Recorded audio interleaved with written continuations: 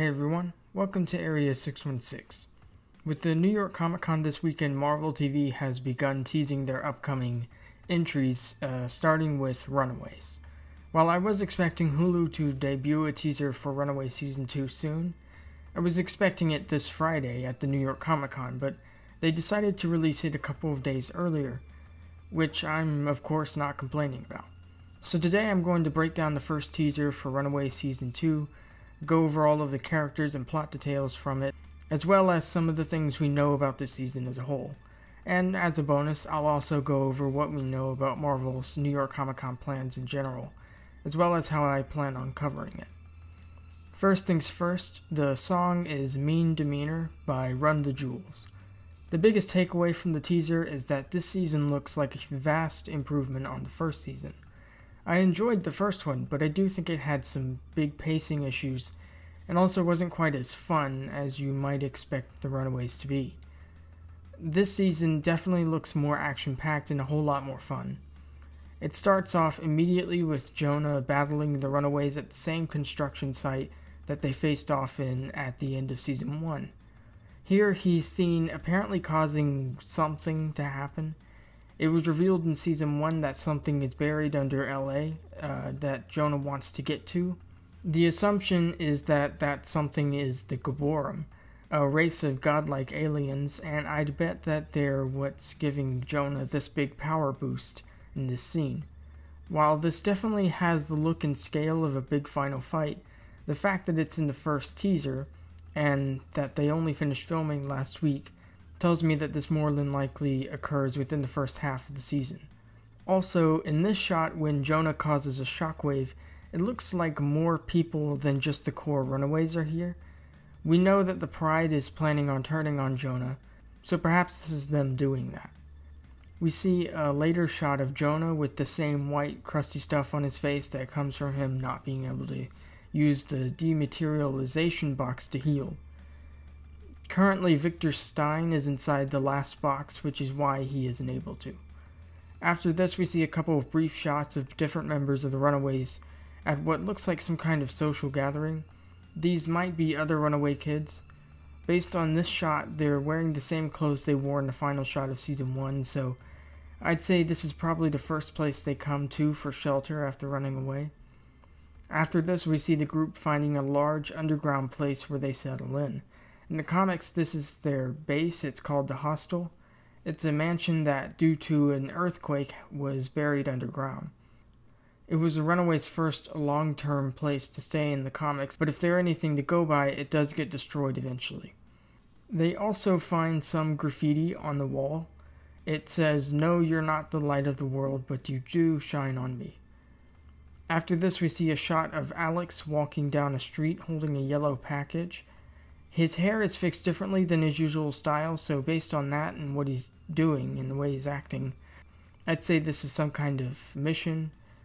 In the season finale, the Runaways became most wanted for abducting Molly and killing Destiny, which of course they didn't do, but that means that they're on the run from the police as well here. We then see some shots of the Runaways individually training, including Nico learning to better use the Staff of One to block a blast from Chase's Fistigons. Here, Molly is seen pushing someone into a car and then flipping that car over. Not sure who it is she's fighting. At the end of Season 1, Nico and Carolina got together, something that is continuing into Season 2.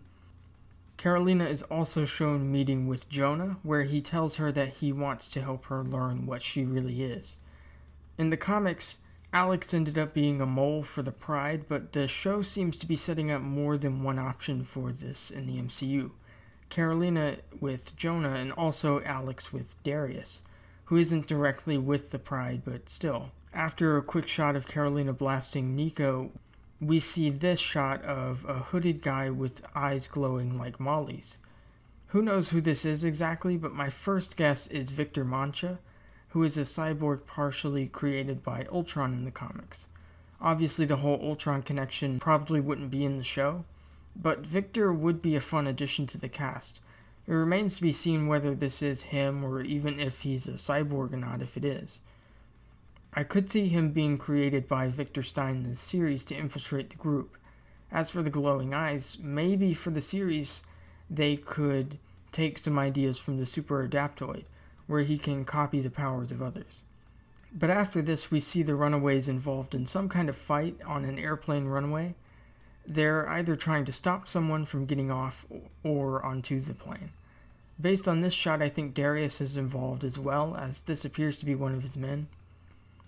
After this, we see some interesting shots of Molly getting thrown out of a house by an unseen force, as well as Old Lace attacking someone on a bicycle. I don't know who this is, but he has Chase's Fistagon somehow. Overall, the teaser has a very fun tone to it, and I'm excited to see more from it. We don't know much about this season at all.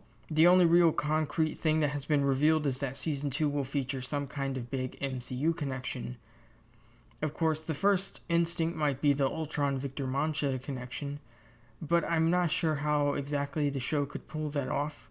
The more likely option is that they'll tidy up the continuity around Tina Minoru's connections to Doctor Strange, as she and the staff of One were in Doctor Strange. But in Runaways, they just sort of acted like she didn't know magic at all. I think they'll retcon that, which will be a welcome change. The panel for Runaways Season 2 is set for Friday, October 5th at 2 o'clock to 3:30 p.m.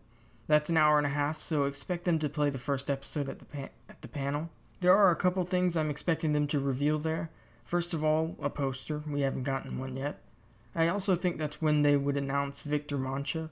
If he's not confirmed there, he's likely not in the season at all, unless he's supposed to be part of some big twist.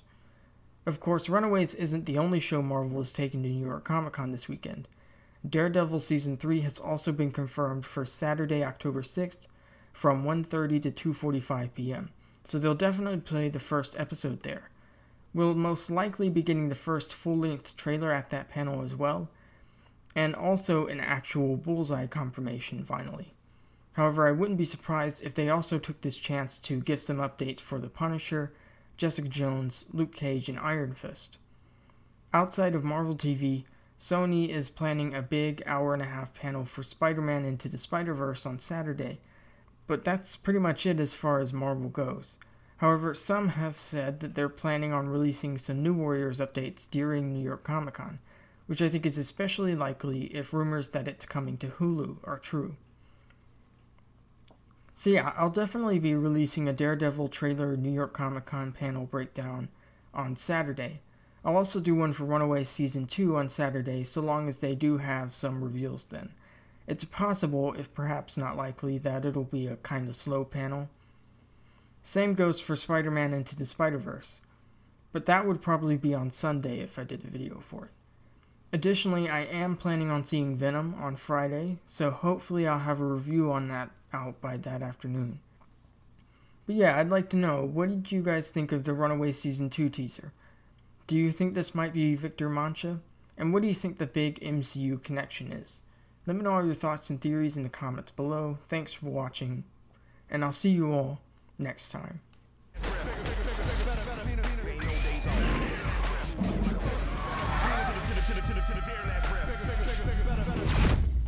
Yeah, that's right. That is how you do it.